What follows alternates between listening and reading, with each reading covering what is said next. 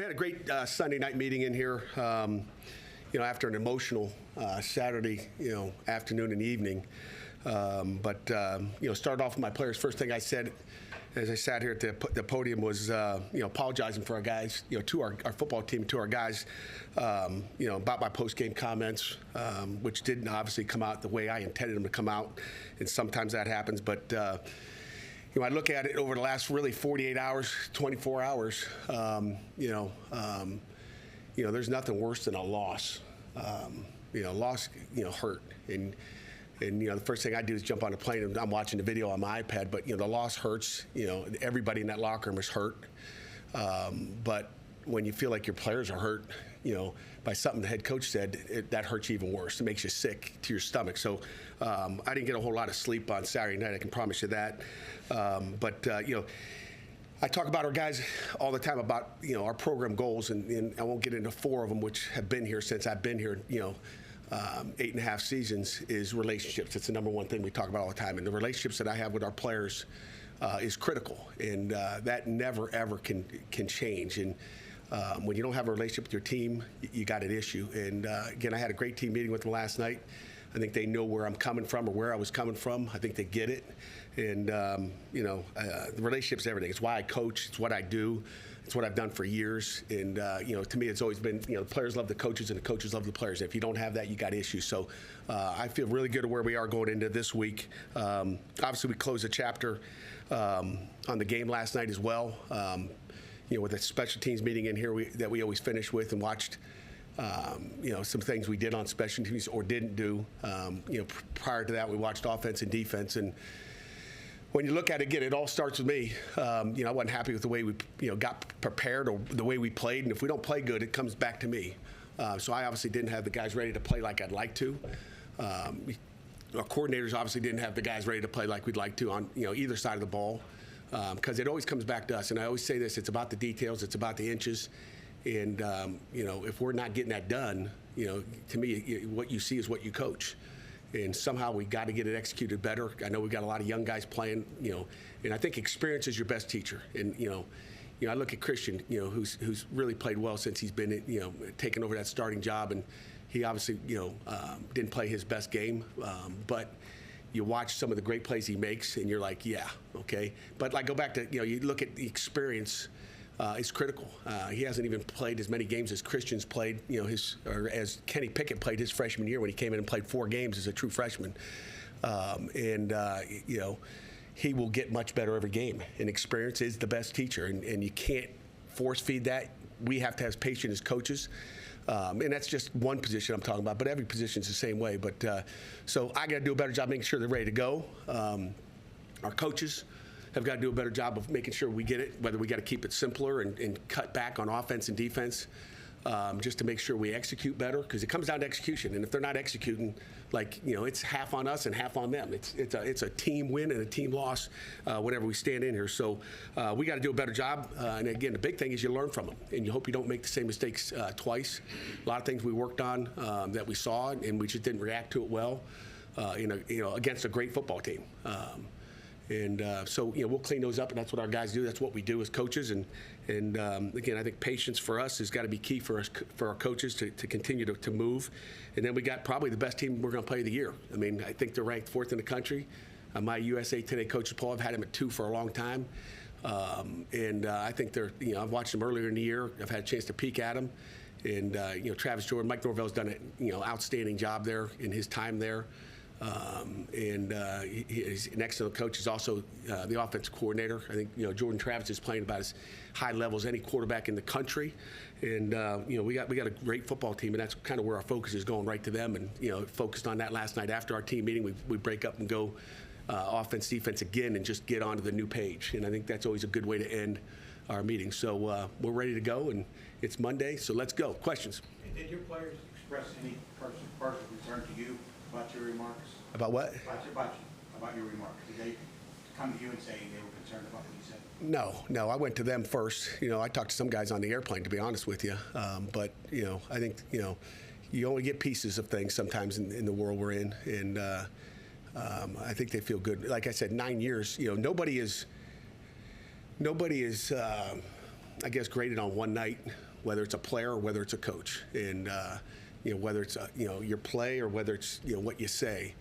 Nobody. I mean, there's always another Saturday, and there's always another presser.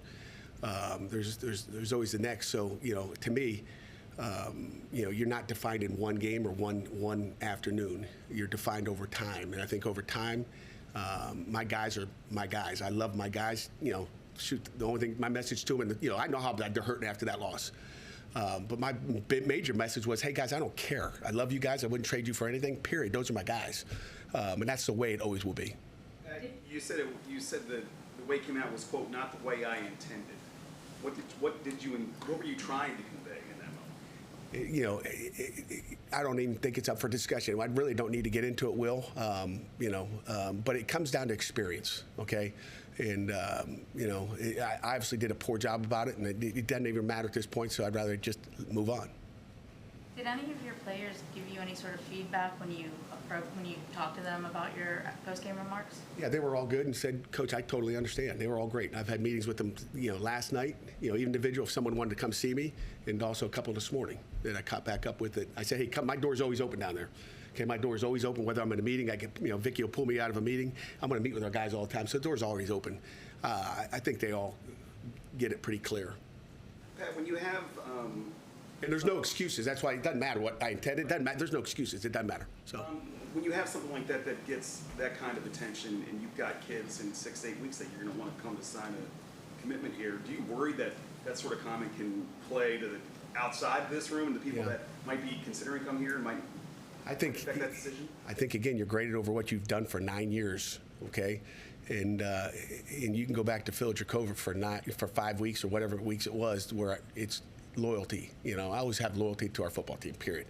And you can look at that, and then you can look at 1 6-second snippet in which one you're going to go with. So that's up to you. You made a comparison to what Christian's doing, the kind of year Christian's having right now, the situation he's in, to what Kenny was going through in his freshman year. Do you see them as kind of in the same vein, their situation in the same vein as Christian, someone you're long-term invested in as a starter for a while? I think it's every player. I mean, you look at Terrancino's played a pretty darn solid game at right tackle. His first start, he had 5 plays up until Saturday, guys. I mean, we look at the inexperience we have on our field. He did a heck of a job. And again, he's only going to get better from it. But guys learn, again, whether it's Kenny Pickett. I mean, everybody said he had a breakout year in 21, wins the championship, right? Nobody was talking about him in 2020 or 19. And again, all of a sudden, like, hey, what happened? Okay, what's called experience, and I think, like I said, that's the deal. I mean, when Damar Hamlin, I'll go back to just another position. You could talk about Kalijah Cansey. When Damar Hamlin graduated, I'm like, whew, and I probably sat in here after, whether it was in the spring or spring ball, replacing Damar Hamlin. That's big shoes to fill. That guy was a football player and did a great job at that free safety spot, which I think is one of the most critical. And Eric Howell was the guy to step up. Okay, and you didn't know he was going to step up like he did. Okay, but experience, and he may have started slow that 21 season, but he finished strong, and finished strong in 22. So it's just experience. I mean, guys, the only way you learn is when you get beat. I hate to tell you, you get beat, you learn, and if you only have success, then maybe you didn't play anybody, but you win. And you learn based on experiences, and whether it's a right tackle in Terrancinos or Damar Hamlin or Hallett, doesn't matter what it is. We've got some experienced positions on our football team, and we got some inexperience, and those are growing pains that, like I said to our coaches, we got to be patient with them, and we got to do a better job coaching them. We got to do a better job coaching them, and I told them 10 times, tell them 12 times, tell them 15 times. We just keep coaching. That's what we do. Just looking at your upcoming opponent, what stands out? I mean, there's so much that stands out, but what do you think is going to be the most difficult thing to defend with this Florida State offense? Ooh. It's Wilson on one side and Keon Coleman on the other side, and Travis. I mean, you cover those guys, he's taking off running. He is athletic. He's smart. Obviously, Coach Norvell, does a great job. And again, we played him, and we played Travis in 2020.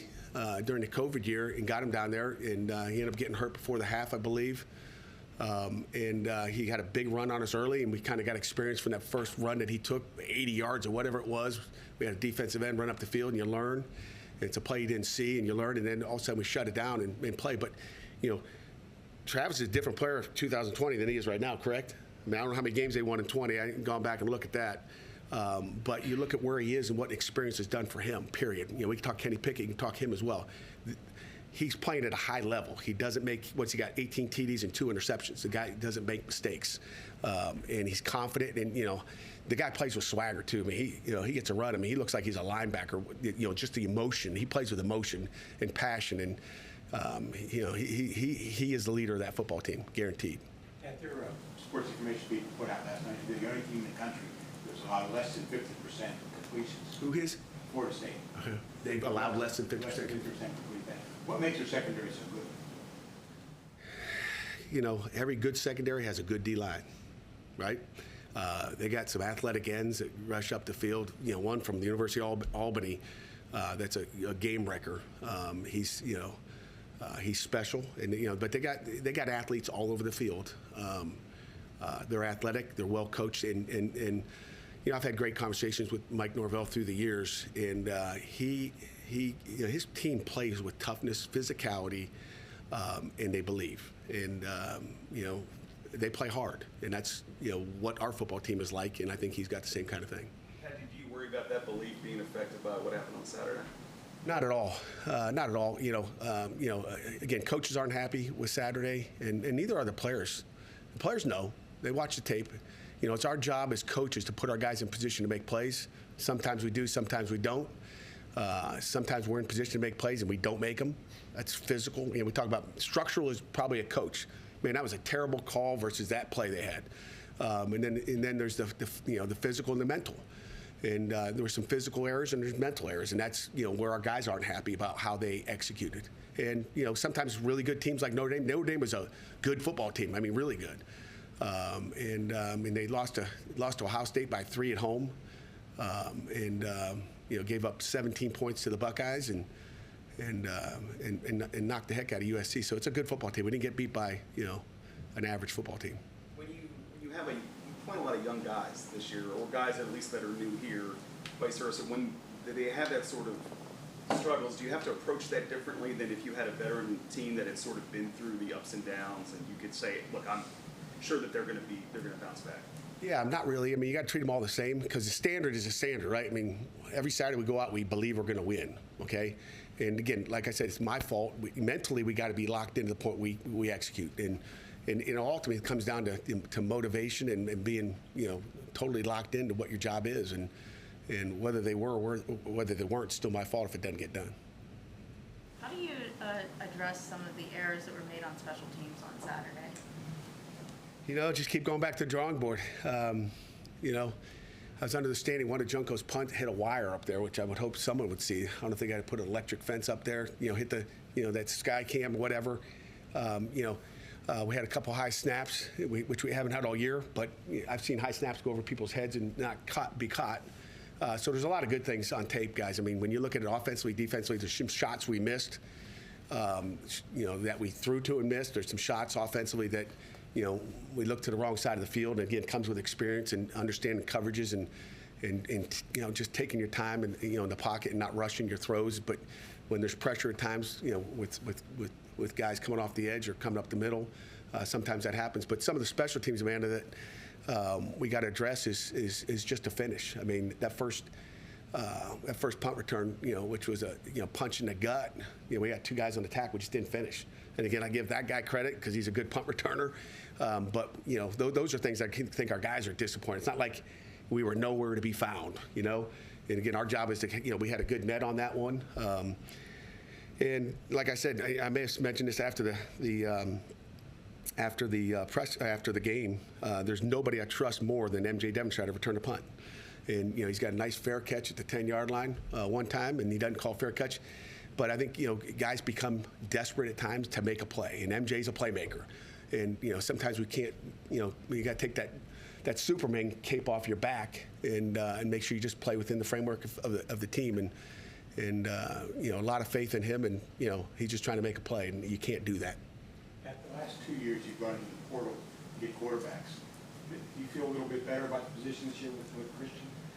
Feel great with Christian. Feel great with Nate Yarnell. You saw how he performed when he got in there too. So like I said, I said that back in camp, and each one of them continue to grow every week. Is Christian where he is right now compared to where he was game one or in fall camp? He's way far ahead. I think every week he becomes more confident in what he's doing and how he's doing it, and every week he sees a different coverage or sees this or that and has a better feel of what he's got to do.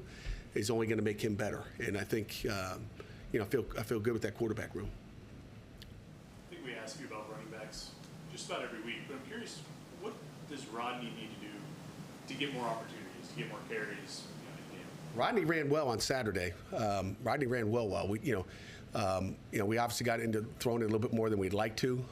However, the game plan going in was really to throw it. And if you go back and watch the tapes, it's slow motion. I don't know if you guys don't have the all 11 like we do. I don't think you do. But you watch TV copy, you don't see really where the routes are, what they did. Even on the pick six, we hope he hits the hole shot, which is there's a guy wide open. They're playing a two trap, but that comes with experience, and every quarterback's gone through that.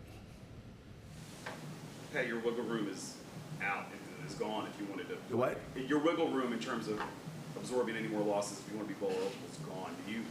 Is that something that even comes up at this point, or are you just trying to Want to know. Looking at, hey, we played a great team last week. We're playing a greater team this week, and our focus is on Florida State. We get them at home.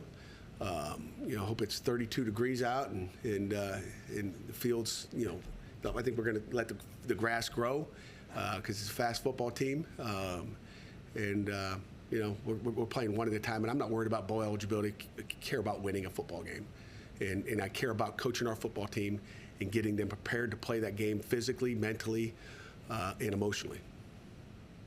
How about a couple more before we wrap up? Anyone else? Yeah, Gavin came out of that game with no targets.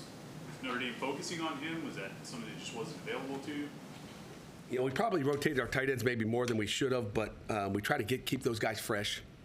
I actually had a conversation with Gavin this morning. I called him. I think he had 27 total snaps, but usually, our tight ends are getting more snaps than they had. We didn't go much 12 personnel because we didn't like 12 against Notre Dame.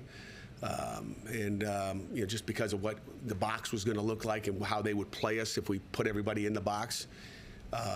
And so, you didn't get the two tight ends that are getting more snaps. We just kept those guys fresh if they're running routes, and so they were balanced out more. As a head coach, I'd like to see Gavin obviously get more targets and play more plays. I think we got to keep him on the field. Is that what you said you called him this morning? Is that what you were trying to communicate? Well, I asked him. I said, "Hey, how you doing?" And no doubt about it, you only had 27. How you doing? I wasn't happy with it when I saw the play count. About wanting to create more splash plays earlier in the season. Obviously, these last 3 games you had multiple interceptions. How do you try to get the offense to take some more advantage of those splash plays and try to obviously? Just got to hit them. Got to see them. Got to hit them. Got to protect them. And again, it's a team game, and it takes 11 guys, whether it's pressure one time or not seeing a crossing route, whatever it may be, or the receiver's not running fast enough across the field to get in the quarterback's vision. I mean, there's little details. They're trying to sometimes sit in holes, and depending on the coverage. But we got to get in front of the quarterback, and we got to make throws, and we got to make catches, and we got to protect. And it's 11 guys, and then we as coaches got to put them in better position to make plays. Well, I think you've All got the time, not just sometimes. Well, I always got one more question. We'll wrap up with you. This is a little off topic. I mean, how important is red zone defense as opposed to total defense? Do you consider that, like that section of the field, do you judge it differently? I mean, I don't care how many yards I give up, but when we get to the 20, we got to stop them. Well, ultimately, if you get down inside the red zone, our goal is to give up a field goal, and that's what we did at the end of the half. That's a win for us when they kick field goals. But we game plan every situation. Whether it's P and 10, normal downs in normal areas of the field, but defensively we game plan. Offensively games plan the same thing. I mean, you got stuff you want to do in the red zone offensively and defensively, and ultimately you're great at what you do when you get to the red zone. Obviously, offensively we didn't get to the red zone, so that's a place we need to get first before you can execute the red zone. Okay. Coach, thank you very much. All right, guys. Thank you. Anyone else?